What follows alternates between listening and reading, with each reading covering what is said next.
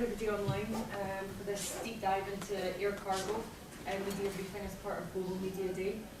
We've got 3 speakers today, so IATA's Director General Willie Walsh is going to give a brief introduction of overall industry performance, touching on air cargo.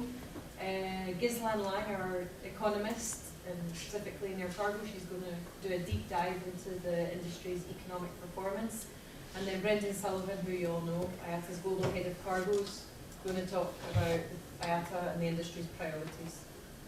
Okay, Willie, over to you. Okay, good afternoon, everyone. To those of you joining online, thank you for joining us. Those of you in the room will have heard some of this already this morning. So the outlook that we released today shows continuing improvement in the performance of the industry. We expect overall revenues in 2025 to exceed $1 trillion for the first time. And the costs obviously are increasing as well.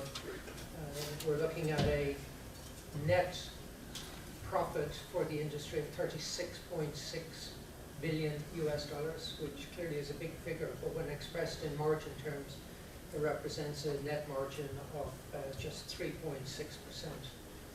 We see growth in all segments. Passenger revenues expected to grow by 4%, cargo revenues growing by 5.4%, and ancillary or other revenues growing by 5.1%. Passenger growth for 2025 is expected to be in the order of 8% in terms of RPKs, with cargo growth of approximately 6% in cargo ton kilometres. Passenger yields in 2025 are expected to decline by about 3.4%, and cargo yields also showing a slight decline at 0.7%. I think when I look at cargo, the important stat that jumps out to me is that cargo revenues will represent 15.6% of total industry revenues, and that compares to 12% in 2019. So it continues to represent a very significant proportion of overall revenues for the industry, and continues to perform well. So maybe on that I'll pause and hand over to Ghislaine. How do I move this forward? Okay, great. Hello everybody, and thank you so much for having me today. I'm very happy to share the cargo outlook with you today. This was sort of the big surprise last year when most economic commentators thought that economic growth was going to underperform, but instead it ended up staying pretty much stable both in 2023 and in 2024. And this was despite the very high central bank interest rates that were in place during that time to restore price stability. And the IMF's outlook for 2025, and by the way also the next few years, is that growth will stay pretty much stable at around 3%, which is not at all unconventional in historic terms. And it indicates also that the global business cycle is still overall favorable for the airline industry in general. Now on the trade side, which we see in blue on the chart, we see that in 2023, geopolitical tensions, continued inflation, impaired supply chain, as well as rising cross-border trade restrictions. So in 2023, we saw nearly 3,000 trade restrictions being imposed newly, which was roughly 5 times more than in 2015. And all of this resulted in a contraction in global trade in 2023, which we can see with the negative blue bar. And this was despite actually the comparatively healthy economic growth at that same time. But even though many of these headwinds carried over to 2024, the WTO expects merchandise trade volumes to grow by 2.7% in 2024 and by 3% in 2025. So with this would be just above the historical average of around 2.5%. But the WTO does acknowledge that there is a considerable downside risk to this forecast due to geopolitical tensions as well as elevated policy uncertainty. Just this year, we've seen countries tighten regulations on import security as well as on duty-free e-commerce shipments, while the incoming administration in the US has announced further raising the barriers on trade. Tariffs would likely prove to be inflationary, and the target countries are set to possibly retaliate in some form, which would dampen cross-border trade and ultimately also economic growth, although local industry interests might be able to prevent tariffs from raising materially. On the flip side, the world has also been seeing a rising trend in multi-sourcing over the past decade or so, where production of certain finished goods has moved away from China to other countries, and this will likely continue to boost demand between those countries, as well as between those countries and the West as well, which can be beneficial for the logistics sector. Next slide. Moving on to aviation, this year the airline industry finally achieved full recovery from the pandemic in passenger traffic, measured in RPK, and this is of course relevant since most of the industry's cargo is transported on passenger bellies. However, there are significant differences in the individual recovery trajectories, and you can see the top 10 international passenger route areas on the chart here. In particular, what's interesting is that the Europe-North America route area was 5% above the 2019 level in October year to date, so that means from January through to October, while most of the not yet recovered routes seen on the chart are in fact connected to Asia. Worst of all, Asia North America was minus 20% compared to 2019. And we believe that these Asia-related routes have had a delayed recovery for various reasons. For example, the travel restrictions that were in place longer than in other countries, reduced capacity between China and US, as well as between China and Europe, partially linked to concerns about Russian airspace restrictions, and thirdly, a lack of demand, particularly from Chinese international passengers at the moment. Going forward, we expect 13.5% RPK growth industry-wide for 2024, which will be lower than during the past 3 years, but will still lead to an all-time high in passenger volumes. For 2025, we then expect 8% annual growth, but we do expect that the airline growth will continue to be curbed by the ongoing issues in the aircraft delivery and maintenance supply chains. Slide. Industry-wide air cargo demand, measured here in cargo ton kilometers, contracted in 2022, but with booming e-commerce and repeated disruptions in maritime shipping, the tide started to turn somewhere around mid-2023, and demand started to grow again. More recently, in Q3 2024, the industry saw actually the second highest level of quarterly CTK ever recorded, so topped only once during the pandemic in Q4 2021. And as in October 2024, which is our latest available traffic data, we actually saw the 9th month within 2024, which saw double-digit annual growth. So 9 out of 10 months in 2024 have seen double-digit annual growth. And I colored the fourth quarter of each year in pink here on the left-hand side chart to make the point of this more regular seasonality which is coming our way, bolstered by the pre-holiday season. But it should also be noted that so far the 2024 year-on-year growth rates have been off an overall weak 2023 market. So sustaining these double-digit annual growth rates is going to become just a little bit harder as we are nearing the year end. And so far, despite some anticipations that this year's peak season was going to be very chaotic, it turns out that the October spike actually was unexceptional in historic comparison. But of course, the truth will lie in November and December data, because decreasing growth rates aside, we are experiencing a very strong Q4, and it's likely going to turn into a record peak season after all. But it appears that this year, both shippers as well as transportation companies have been well prepared for the peak season. And in line with this much better than initially expected demand so far, we have been able to double our forecast for annual CTK growth in 2024 to a remarkable 11.8% CTK growth, delivering in the end an all-time high in air cargo demand for 2024. And we assume continued strong growth in 2025, but at a somewhat lower pace than this year, with 6%, as Willie mentioned earlier. Next slide. And obviously, the previous slide did not show some of the regional variability that we have, which we can now see here. On the demand side in blue, again in cumulative year-to-date terms, The strongest rise in 2024 has been observed among carriers registered in Asia Pacific, Middle East, and Europe. But all regions have seen demand improving over the last year, with impressive annual growth rates in the 5 to 16% range. Global air cargo capacity measured in available cargo ton kilometers recovered to just above 2019 levels in 2023, as China's borders reopening led to returning passenger belly hold capacity on international routes. And air cargo capacity continued to expand in 2024, although at a slightly slower pace than in 2023, and we think it is fair to expect this slowing growth rate to continue into next year. In line with this, we forecast 9.6% growth for 2024 and 6.4% for 2025. But despite this slight deceleration in growth, industry capacity is set to hit a record level for the full year of 2024 as well. Next slide. And related to this, what I wanted to show here is the impressive demand growth that these selected major route areas as well have seen over the past year. And we see the top 3 largest route areas colored in pink.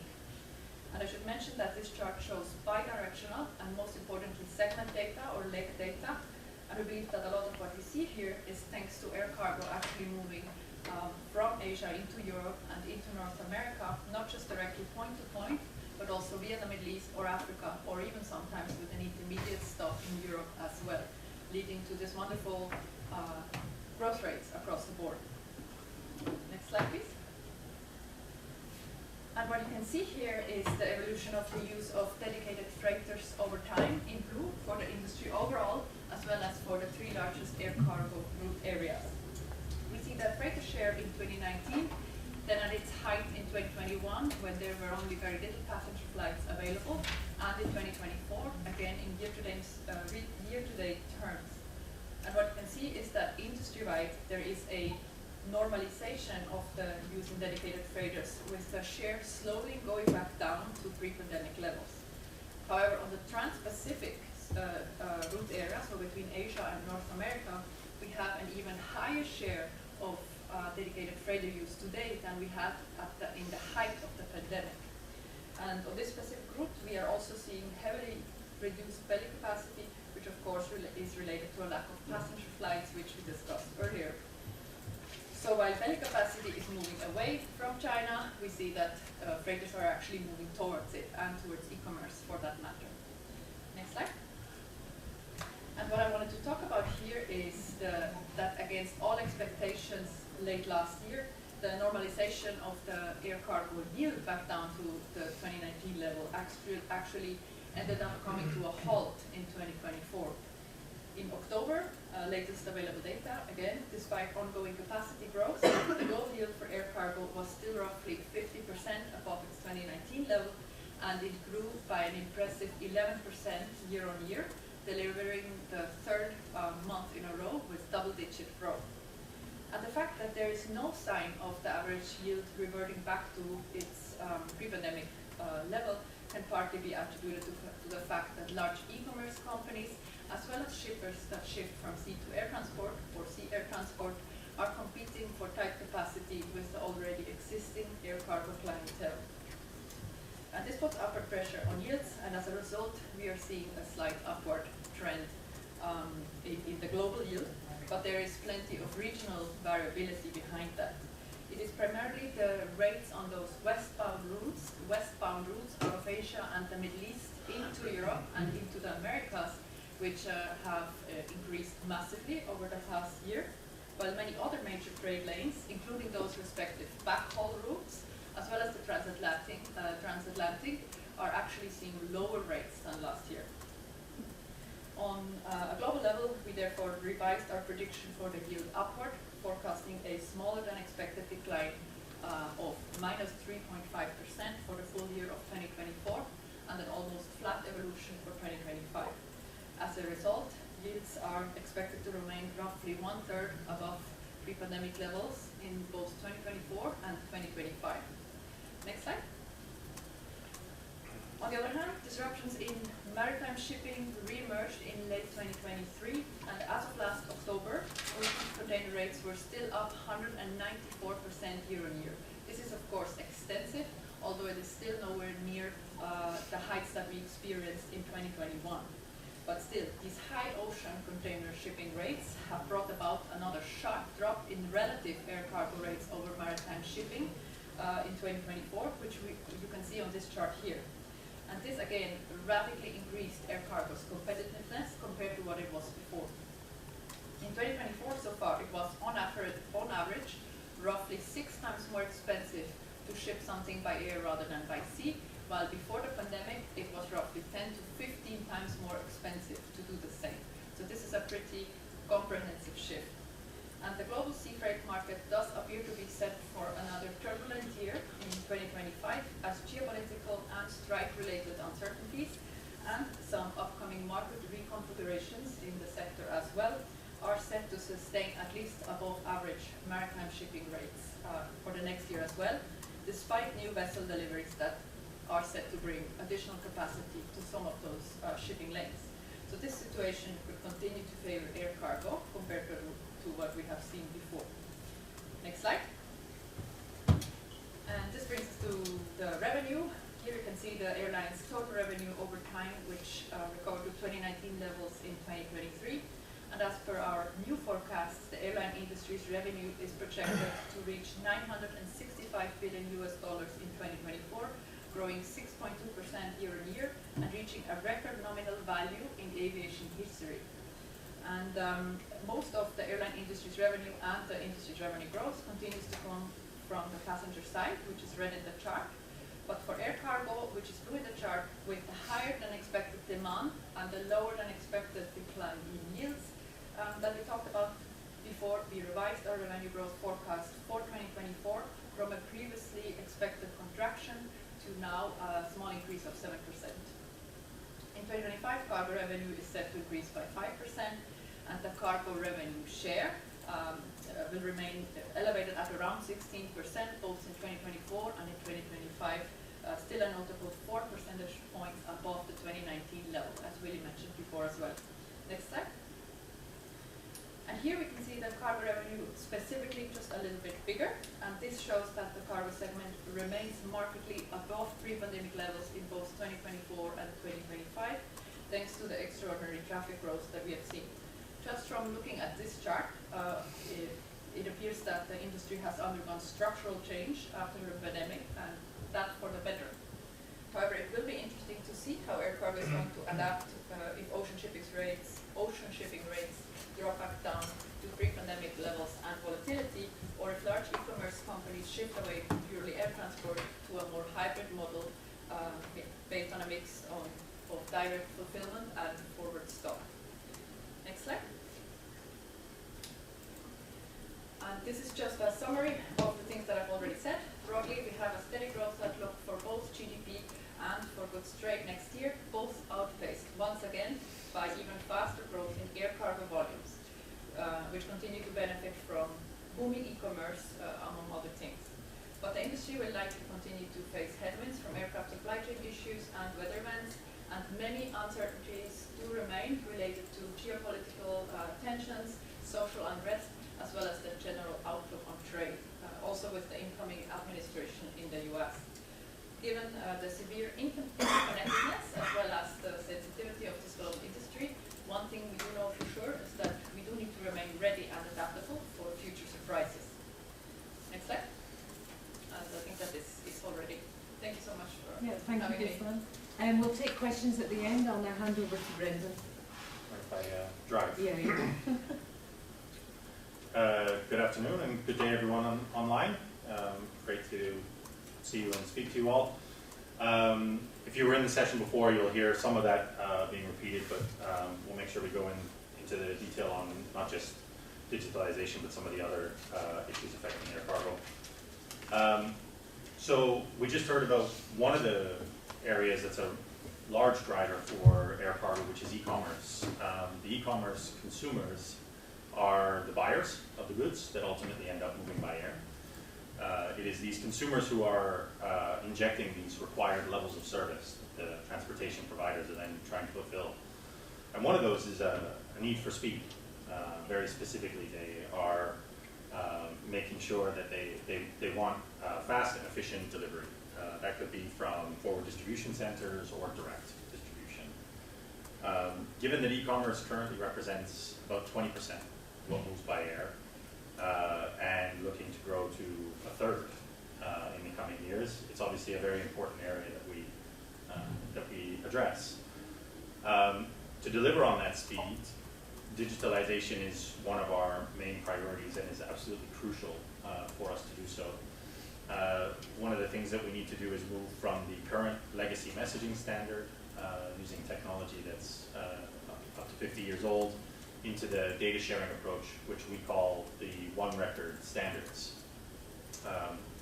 The One Record standards use modern APIs and deliver a much more efficient way of transacting. First and foremost, it provides a common global data model, which is a structure for all parties across the supply chain to be able to easily integrate into their systems. Second, it provides improved communication across the supply chain. So this is a standard way for all businesses to share data. It reduces misunderstandings in that information, since we're all using the same definitions, and it reduces any delays. It will improve visibility and transparency across the supply chain, which is a key demand of the air cargo customer. It also enhances quality control because we're talking about data sharing and not peer-to-peer messaging. We're not repeating the information again and again. We're not running risks of mistypes and rekeying in information. And it also facilitates easier connection between the parties because we're using modern web APIs. So much faster to establish business with parties and much easier to do so. This really sets us up for the future. Now, One Record works and really works well when it's implemented across the industry. And that's why we've done a series of pilot programs with over 200 companies involved in those. And we actually have at least 10 of those are moving towards advanced operational implementation. We also recognize that there's a requirement for governments to be involved in these processes. These could be customs or security or other government authorities. And we've been engaged with the EU, the United Nations, US, China, and a number of other governments as well. We've run 10 hackathons over the last number of years, and that has brought together over 800 experts in air freight, in digitalization, and in digital transformation, resulting in 100 projects, some of which are actually operational in the industry now. Everyone in air cargo knows that whatever flies first moves by road, and then will likely move by another mode as well on the other end. We have this year seen significant amount of sea air and air replacing sea transport. And so we need to have multimodal standards or standards that work across multiple modes of transport. We're targeting an industry-wide adoption of capability for One Record by 1 January 2026. And to support that, we have most of the major solution providers online and embracing this digital standard, which covers 80% of the air cargo solution providers. It's an open source standard, so anyone can participate.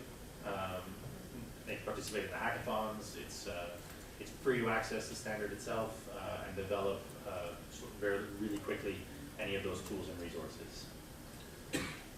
A couple of examples of One Record now in action. So we had a proof of concept with Cathay Cargo, the Airport Authority of Hong Kong, and Houston Logistics. This was in the Greater Bay Area, which has the unique or relatively unique specificity of needing multimodal transportation, in particular to solve the issues they had during the pandemic. So these goods originate by road. They then transition to maritime on a barge, finally leaving by air for a trans-Pacific journey.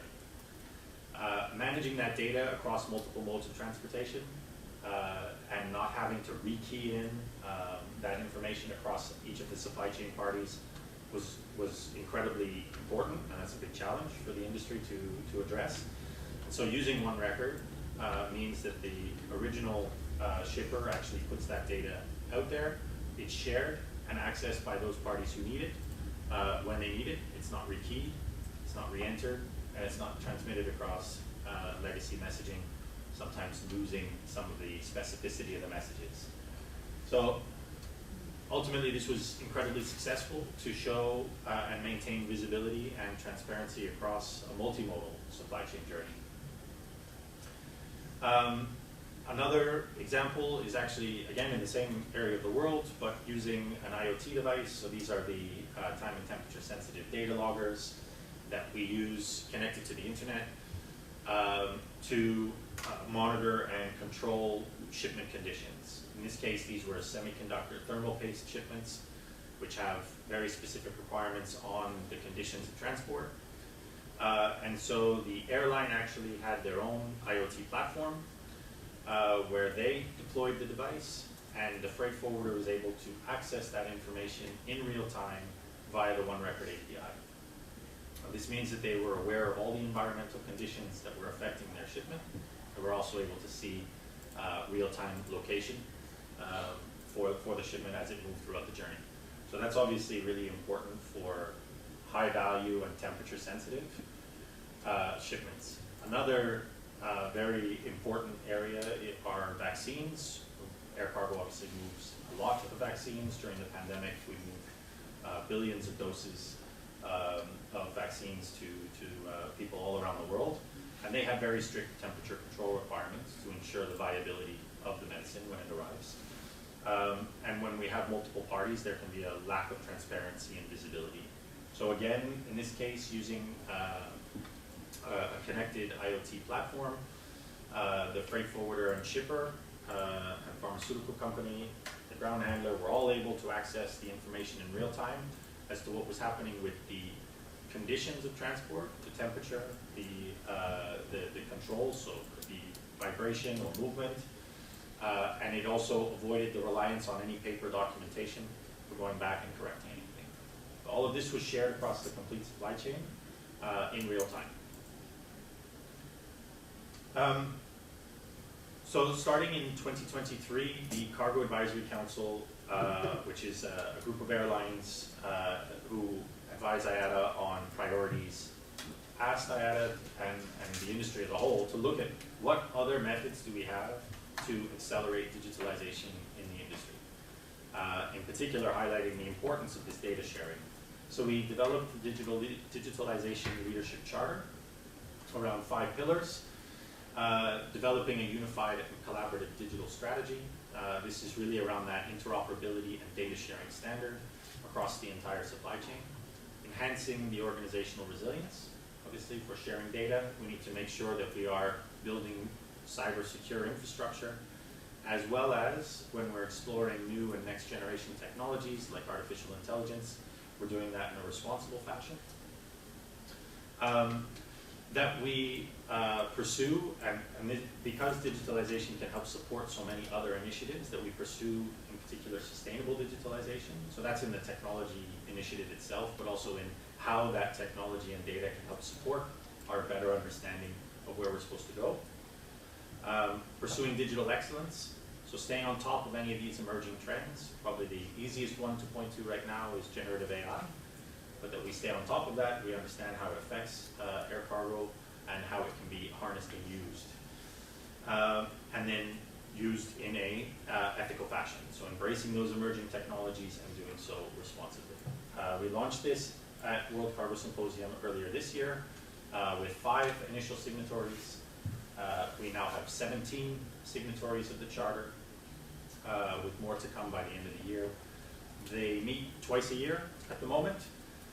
To look at the charter, look at ways they can enhance stakeholder cooperation, and again, try and accelerate digitalization in the industry. We've actually already started a kind of a mirror to that, which is the North Asia Digital Cargo Alliance. This adds another 15 companies specific to the North Asia region, where they look at their own initiatives. They leverage what's happening with the One Record Living Lab that we've started there, and kind of harness leadership and digitalization in North Asia. So consumers of e-commerce and ultimately shippers then are demanding speed, but they also demand now sustainability.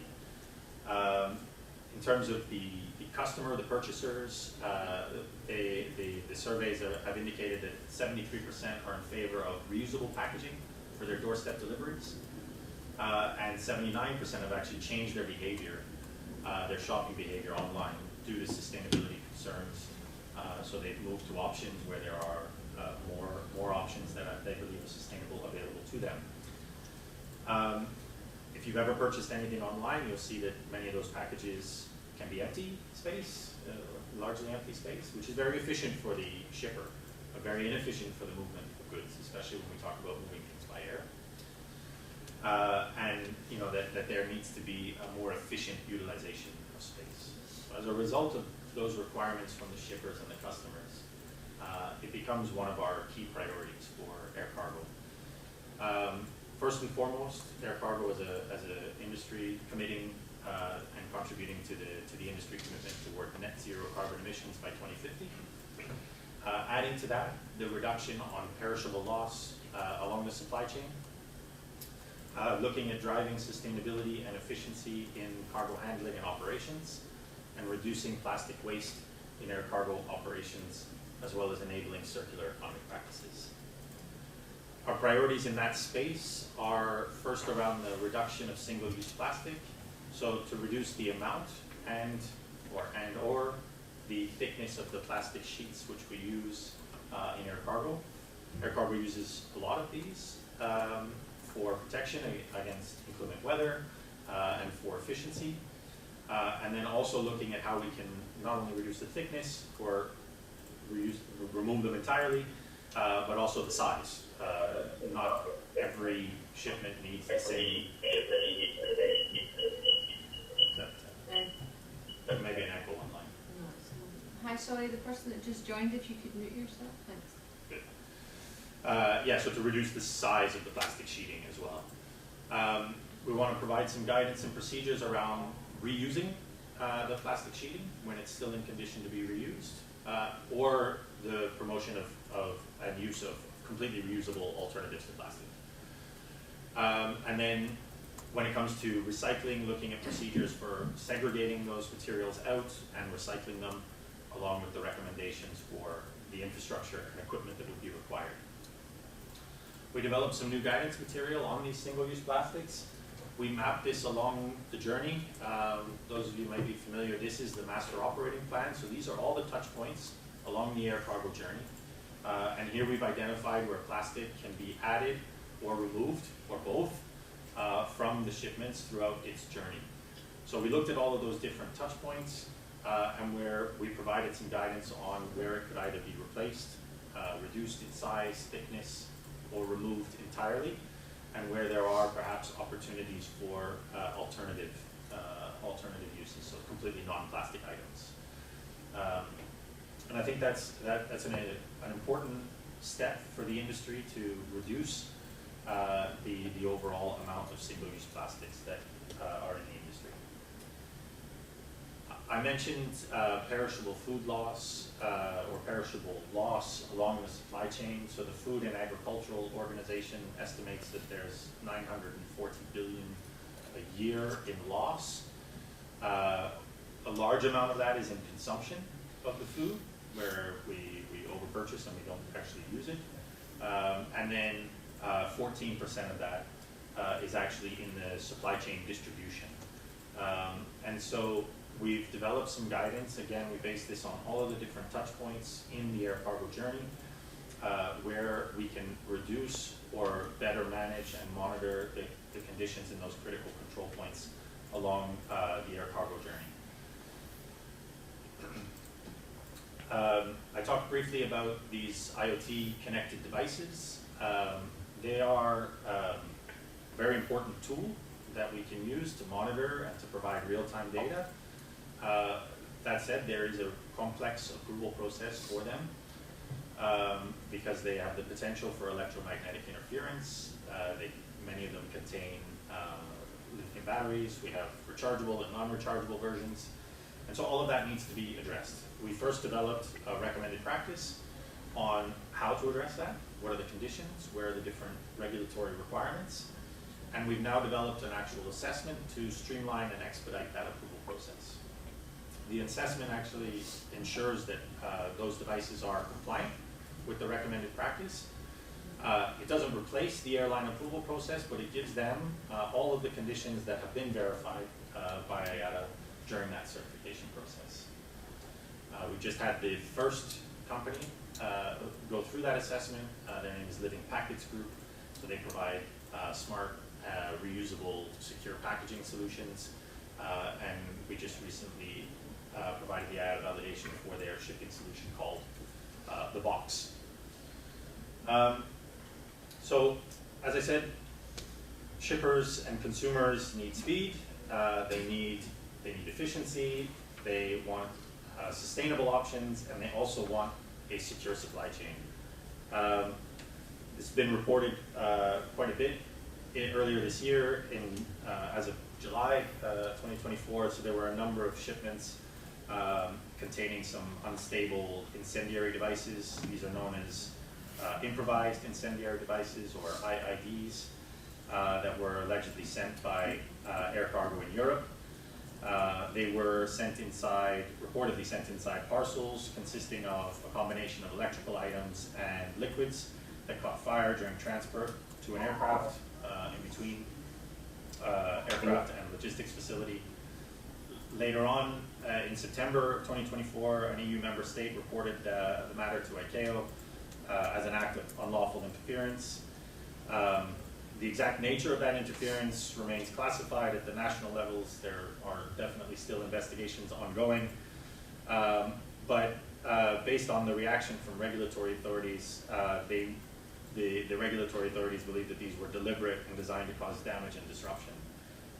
This is a significant concern for the air cargo industry, and it demonstrates the evolving landscape in air cargo and in the supply chains, and it underscores the need for enhanced measures to mitigate any of these emerging risks.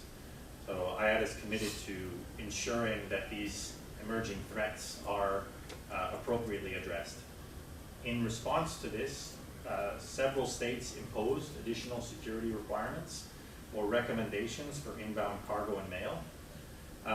And some of those additional security measures were not appropriately developed or coordinated at an international level.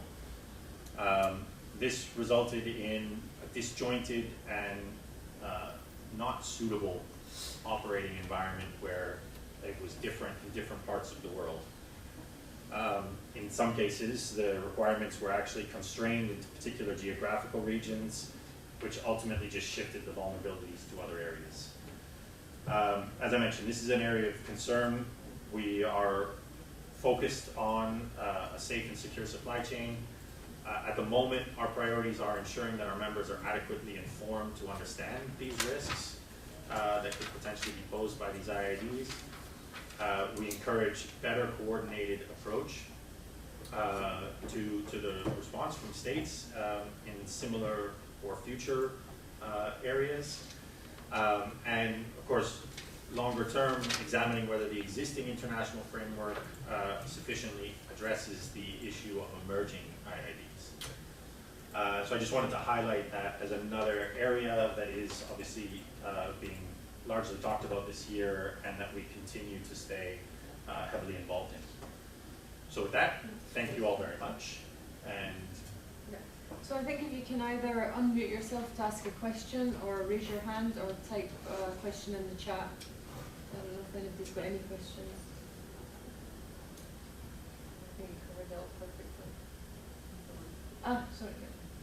Hi, Helen Massey-Beresford from Aviation Week. I just wanted to get your thoughts on the kind of situation, well, how the production delay situation is affecting cargo fleets and how it will continue to do so. I mean, the obvious point is whether there will be fewer aircraft for conversion. Are you starting to see that as a pressure already, or is that coming down the line? I think it's being held off at the moment a little bit to some extent. We have some figures that you saw, Ghislaine's figures around how much freighters are being used, which is still higher than pre-pandemic overall across the industry, which indicates that some of that reliance is there on the existing freighter fleet. We're going to see it, or are seeing these supply chain constraints on new freighters entering, which is obviously very important for modernizing the freighter fleet as a whole. But also we are going to see this coming down the line as we talk about what potential conversion or feedstock is available for conversion. So in both cases, air cargo is going to be affected. Some right now, as we see delays on delivery of new modern freighters, and others maybe later on as we talk about conversion or available feedstock for conversion. That's not coming. Not quite yet. Not quite yet, but it means that we're probably operating some aircraft which have a longer lifespan or are longer in their operating lifespan than they maybe would have been. And we'll go to a question online from Damien. Ghislaine, I think this one is for you. Can you comment on the air cargo capacity outlook for next year? Sure, yeah. So we expect that. Do you want to go back in the presentation? Oh, sure, that'll help me. I think it was anyways, so if I remember correctly,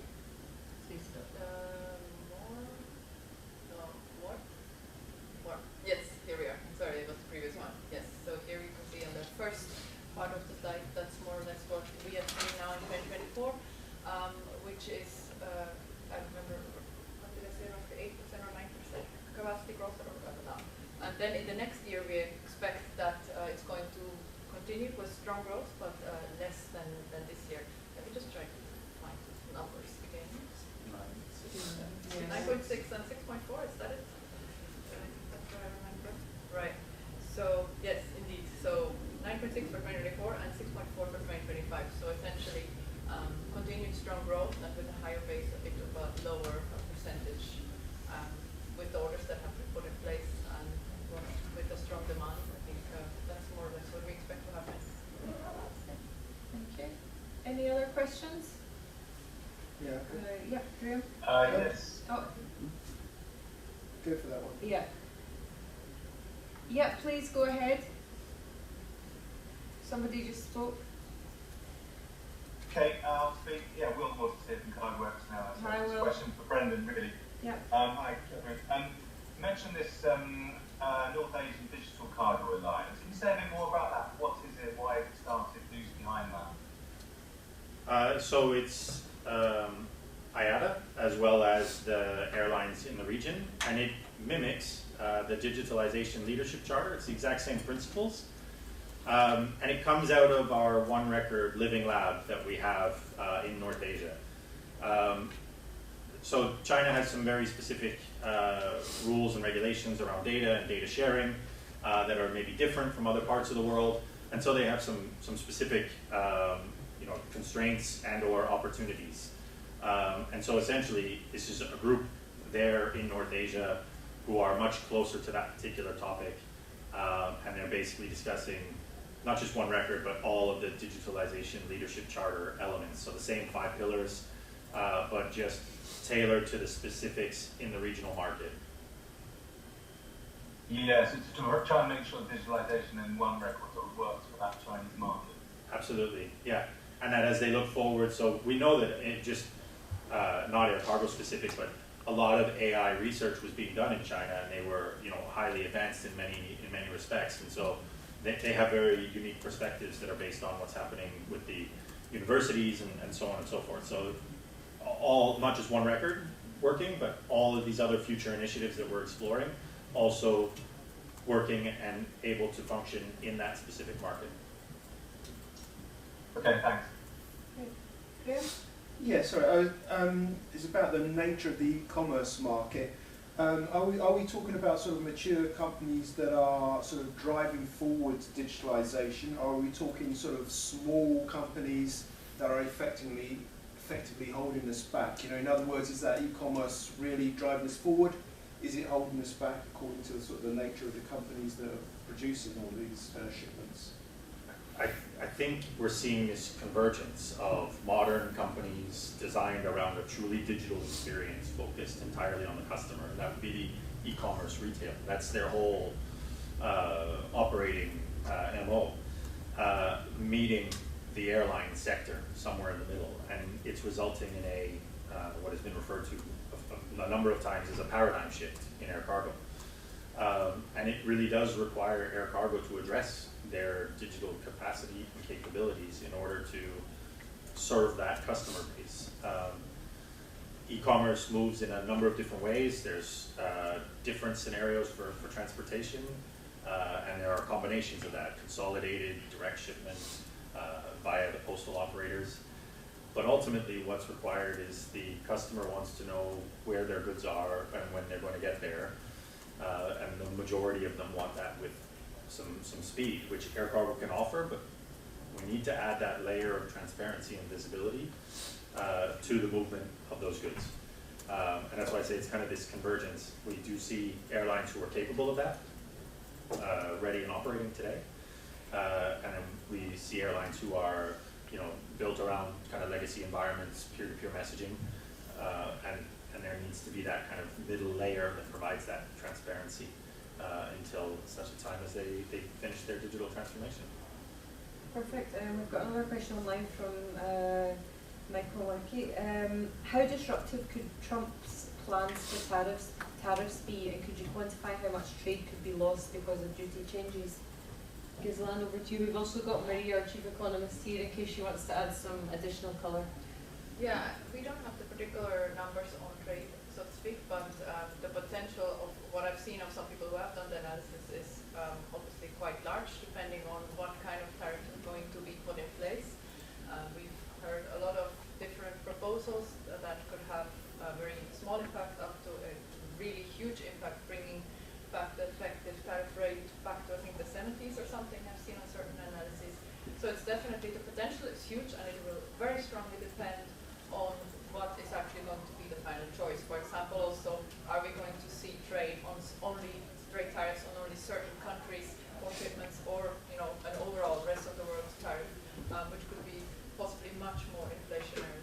I don't know if Marie would like to say something. I mean, all of that was obviously 100% accurate. I just want to remind everybody, maybe you are aware and might have heard of the Smoot-Hawley Act, which is a very important event in economic history when the US, in God knows what year that was now, but after I think maybe 1933, I would guess, the US decided to impose tariffs unilaterally on everybody.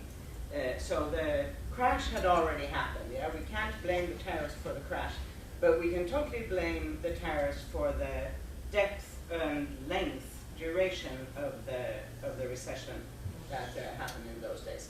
So, but the big difference between then and now was that then the average tariffs was already high. Yeah. Smooth all each other, 1930. Oh, okay, thank you. I was only 3 years off.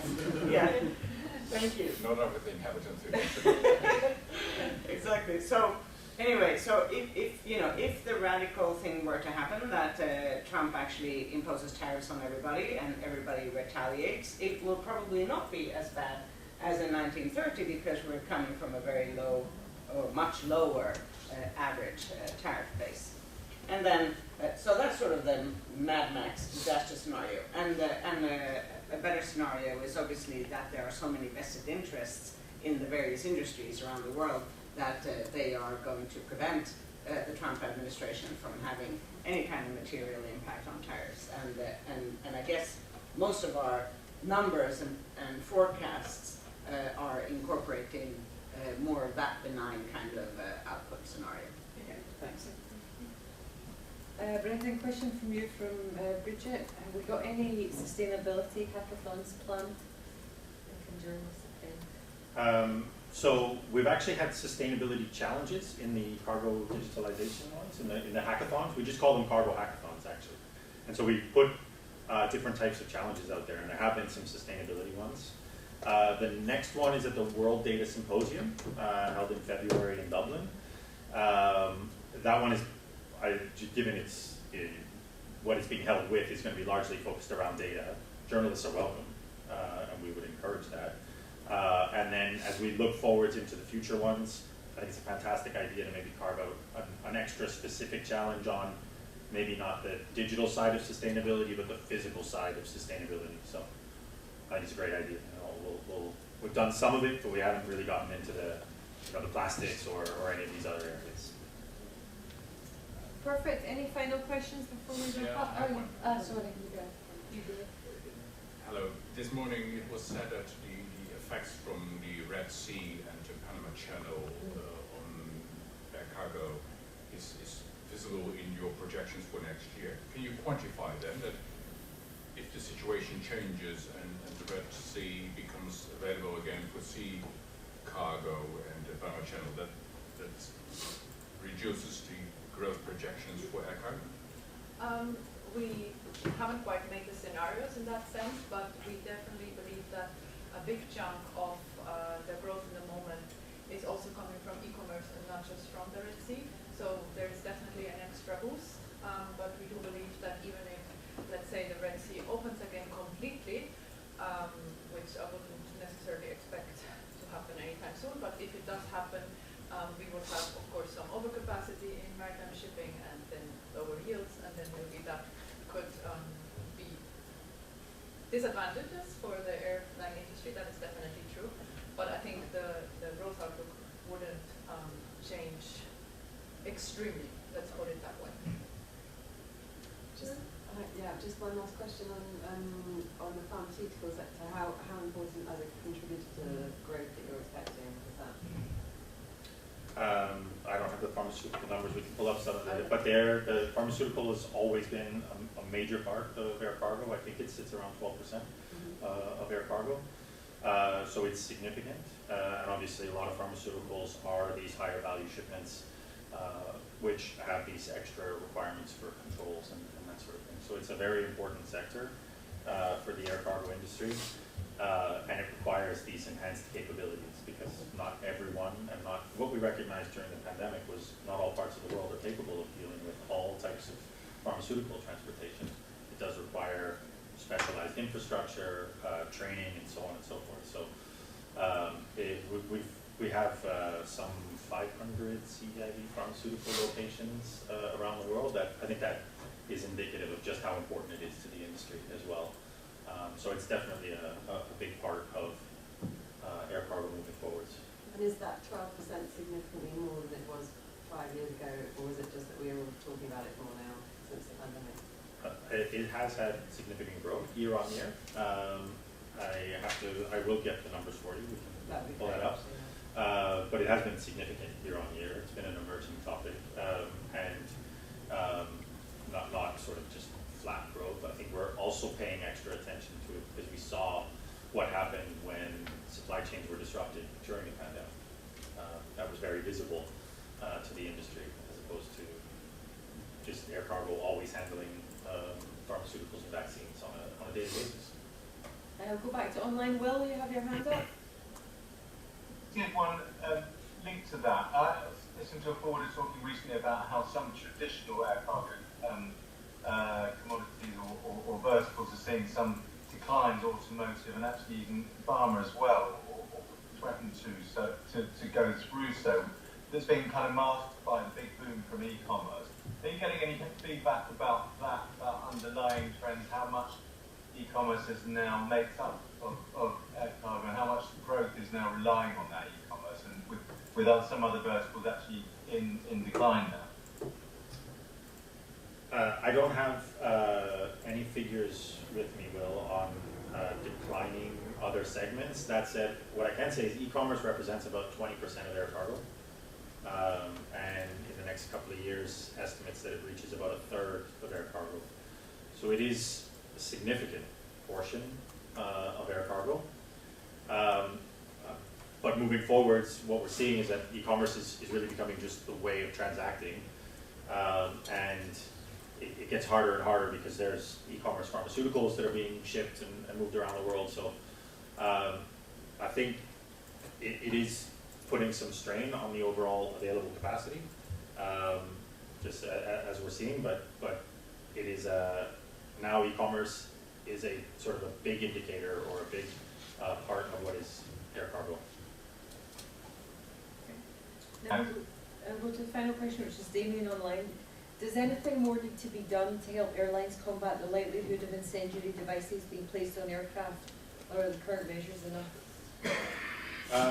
So during this period from June, July through September, there were some additional requirements put onto air cargo.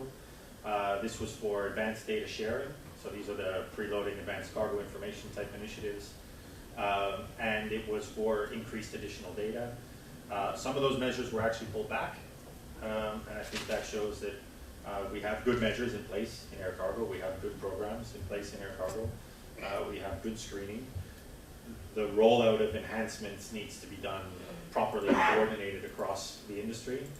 I think what we need to look forward to is, do the international regulatory frameworks actually properly address the emerging, the things that we don't know about, where there's no data, and that we can quickly and actively respond to them. But the industry responded very quickly during that period. Perfect. I will thank you. Oh, sorry. One final question. Okay, final question. Just two. So don't you think that the cargo is actually the sick child for the decarbonization efforts as the aviation is heading to the, or putting other way, can you have some figures between the ratio between newly manufactured cargo and converted aircraft?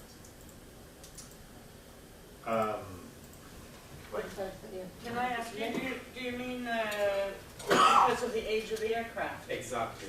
Yeah. Well, I mean, I don't know why you would single out air cargo in particular when the whole industry is struggling to get these aircraft. Yeah. It's not an industry decision to increase the average age of the aircraft. Yeah, it's something that we are subjected to because of the inability to receive new aircraft. And that goes for the whole industry, both cargo and passenger. Yeah. Otherwise, I agree with you. Obviously, what we want to do is to have, continue to refleet, which is something that the industry has always done since its inception, because that lies in our self-interest. On top of the climate change considerations, it's obviously totally self-interested on the part of airlines to be able to fly more efficient aircraft with lower fuel consumption, because that way we have lower costs. So it just so happens that by nature we're 100% aligned with the decarbonization effort to refleet and fly younger aircraft. Lucky circumstance, eh? Did you have another question? Here. Perfect. Thank